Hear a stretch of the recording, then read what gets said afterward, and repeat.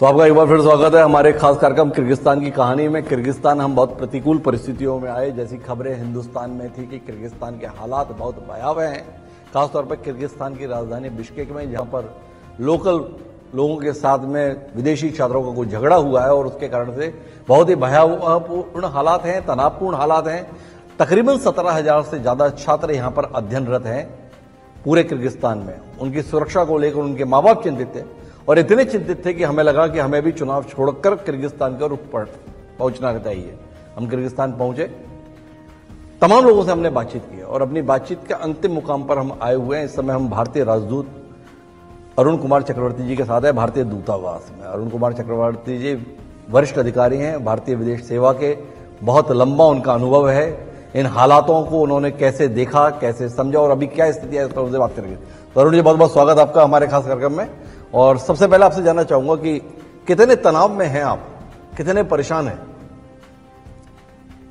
सबसे तो पहले आपका बहुत बहुत स्वागत कि आप लोग किर्गिस्तान में आए और आपने आकर खुद हालात का यहाँ पर जायज़ा लिया। दूसरा स्वागत, आप एम्बेसी में आए और हमसे मिलना चाहा। मेरे शक्ल से तो आपको पता ही चल रहा होगा कि हम कोई तनाव में फ़िलहाल नहीं हैं। आपने शहर का जायज़ा लिया, आपने बच्चों से मिला, आपने उनसे देखा, बातचीत की। स्थिति एकदम स्वाभाविक है, नॉर्मल, दुकानें खुली हुई हैं। पर 13 तारीख को, मतलब 13 मई से लेकर आज 27 मई तक है, हिंदुस्तान से आपको खबरें आती होंगी, हिंदुस्तान से फोन भी आते होंगे, हिंदुस्तान से कुछ दबाव भी आते होंगे। कई माँ बाप ने जो है अपने अपनी राज्य सरकारों पर भी दबाव बनाया था कि आप जो है चार्टर फ्लाइट भेजिए, हमारे बच्चों को बचाइए।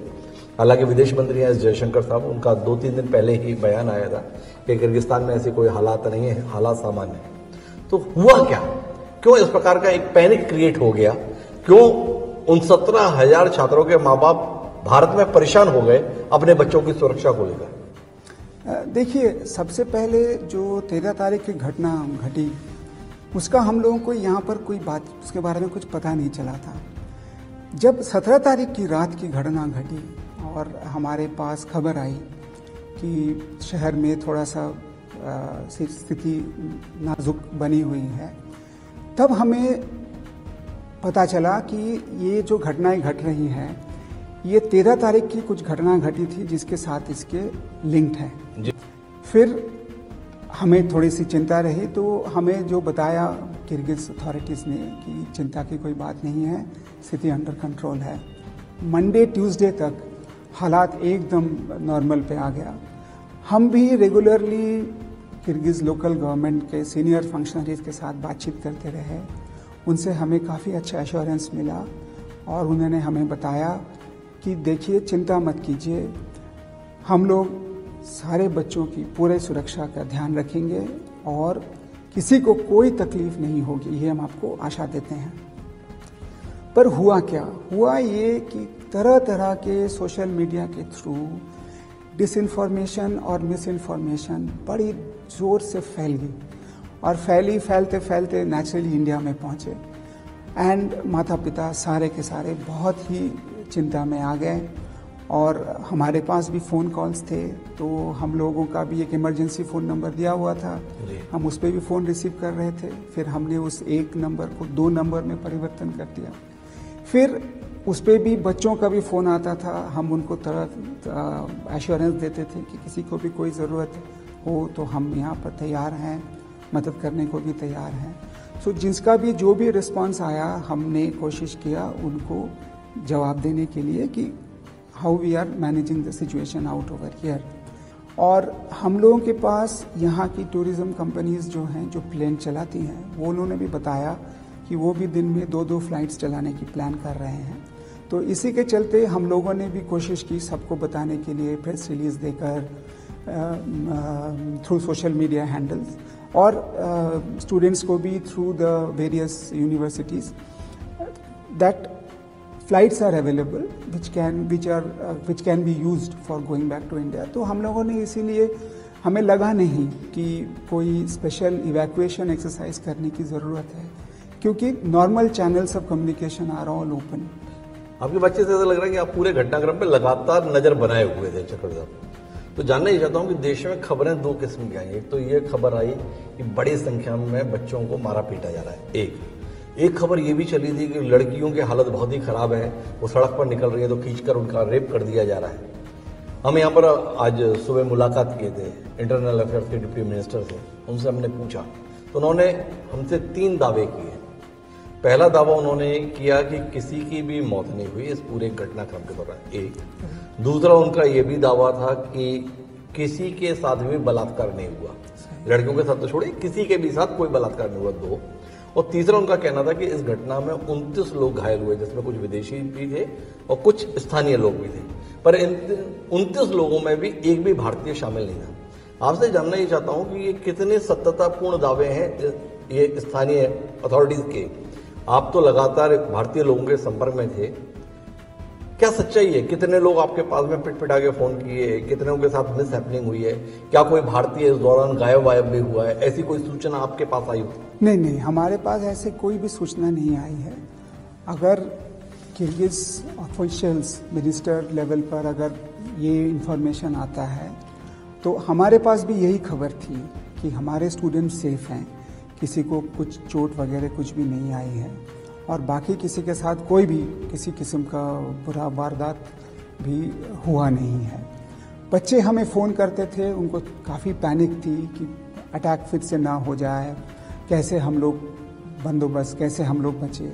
तो हम लोग भी यहाँ पर लोकल सिक्योरिटीज़ के साथ टच में थे। कहीं भी कोई भी किस्सा अगर हमें पता चलता कि कोई तनाव में है, उसको कोई टेंशन है, हम तुरंत पुलिस को बोलते थे, पुलिस वहाँ पर पहुँच जाती थी। भारत के संदर्भ में किर्गिस्तान के लोगों का नजरिया क्या है? सरकार के संदर्भ में तो आपकी ट्यूनिंग बता रही है कि सरकार के स्तर पर तो संबंध परस्पर अच्छे हैं, तभी आप फोन कर रहे हो, पुलिस पहुंच जा रही है, आप जिसको चाह रहे हैं वहां मदद करवा दे रहे हैं। पर देश के संदर्भ में लोग क्या महसूस करते हैं? भारतीय लोगों को यहाँ पर, यहाँ के जो बाशिंदे वो किस निगाह से देखते हैं? आप तो बड़े लंबा अनुभव रखते हैं, विदेश सेवा के बहुत वरिष्ठ अधिकारी आप हैं, क्या कहते हैं आप? भारतीयों के लिए ये देश कितना अनुकूल है? बहुत ही अनुकूल देश है। एक बात आप देखिए, बिश्केक दिल्ली से सिर्फ 2.5 घंटे की दूरी पर है जी, और कनेक्टिविटी भी है, मौजूद है। इंडिया के साथ किर्गिस्तान के लोगों के बीच में मैं अगर पीपल टू पीपल कांटेक्ट कहूँ तो बहुत ही अच्छा रिलेशनशिप है। आम इंडियंस के लिए किर्गिज रिपब्लिक में बहुत ज़्यादा प्रेम है और एक जो यहाँ पर मैंने भी देखा है, इंडियन कल्चर बहुत लोग यहाँ पर प्यार करते हैं। ओवरऑल अगर मैं कहूँ, अभी आप देखेंगे हमारे यहाँ पर योगा क्लास चल रहा है, योगा क्लासेस होते हैं, कथक सीखने किर्गिज लेडीज़ और लड़कियाँ आती हैं। So overall people to people relationship बहुत ही ज़बरदस्त है एंड ये रिश्ता जो है चला आ रहा है सिल्क रूट के ज़माने से। इंसिडेंट हुआ जिस प्रकार का सोशल मीडिया के कारण से, सही आप कह रहे हैं कि बात इतनी बड़ी नहीं, बहुत बड़ी बना दी गई, तो क्या एडवाइस करेंगे? अभी भी किर्गिस्तान में बच्चों का आना उतना सुरक्षित रहेगा आपको लगता है, या थोड़ा सा रीथिंक करना चाहिए? किर्गिस्तान कितना सेफ भारतीय के लिए? बहुत सेफ, कंप्लीटली सेफ जी, इतना तो मैं कहूँगा, कंप्लीटली सेफ। भारतीय बच्चे जैसे यहाँ पर पढ़ने आते हैं, 17,000 बच्चे हैं, जिनमें से करीब 7,000 बिश्केक में हैं जी, और बाकी फैले हुए हैं इसिकुल में, ओश में, जलालाबाद में और कांत यहाँ से 25 किलोमीटर की दूरी पर है, एक वहाँ भी एक यूनिवर्सिटी है। सो 7,000 बिश्केक में है, करीब 10,000 बिश्केक के बाहर है। एंड मैं तो ये कहूँगा कि कोई डर का सवाल नहीं है। Bishkek Kyrgyz Republic is fully safe नहीं है भारतीयों को, एंड इंडियन टूरिस्ट आराम से यहाँ पर आ सकते हैं। और अभी किर्गिज गवर्नमेंट ने एक स्पेशल फैसिलिटी बनाया है कि जिन इंडियन सिटीजन्स के पास यूएस, यूके और शेंगन का लॉन्ग टर्म वीज़ा अवेलेबल है, उनके लिए 7 दिनों के लिए visa free facility Kyrgyz Republic में मौजूद है। तो यहाँ वीकली फ़्लाइट्स भी चलते हैं और आजकल तो दिन में 2-2 फ़्लाइट्स चल रही हैं। लेकिन एज अ पेरेंट भी आप इस बात को समझ सकते हैं कि 17,000 बच्चे जो इस देश में पढ़ रहे हैं, उनके माँ बाप किस परेशानी के दौर से इस दौरान वहां पर गुजर रहे हैं, क्योंकि खबरें ऐसी फैली हुई थी। आप भारत के राजदूत हैं इस देश में, हम आपके पास पहुंचे हैं इस कार्यक्रम के माध्यम से। क्या कुछ कहना चाहेंगे उन 17,000 पेरेंट्स को आप इस कार्यक्रम में? आप हैं और पेरेंट्स हैं। देखिए, आपके बच्चे जो यहाँ पढ़ रहे हैं, इतना जान कर रखिए कि वो सब बच्चे सेफ हैं, सारे बच्चे सिक्योर हैं। अभी जो 5th ईयर के 6th ईयर के जो फाइनल ईयर के स्टूडेंट्स हैं, उनका यहाँ पर इम्तिहान चल रहा है। हम सब प्रार्थना करते हैं कि सारे बच्चे यहाँ से उत्तीर्ण होकर डॉक्टर बनकर इंडिया पहुँच जाएं। जो बच्चे 1 to 4th ईयर में हैं, उनकी क्लासेस ऑनलाइन चल रही हैं। एग्ज़ाम्स फ़िलहाल पोस्टपोन किया गया है। एग्ज़ाम्स होंगे मेरे ख्याल से अगस्त में, जब वो अपना वेकेशन बिताकर यहाँ पर लौट कर आएंगे। इतना मैं आप लोगों से कह सकता हूँ कि जब वो वापस आएंगे, किर्गिस्तान उतना ही सुंदर और उतना ही सेफ मिलेगा जितना आज मौजूद है।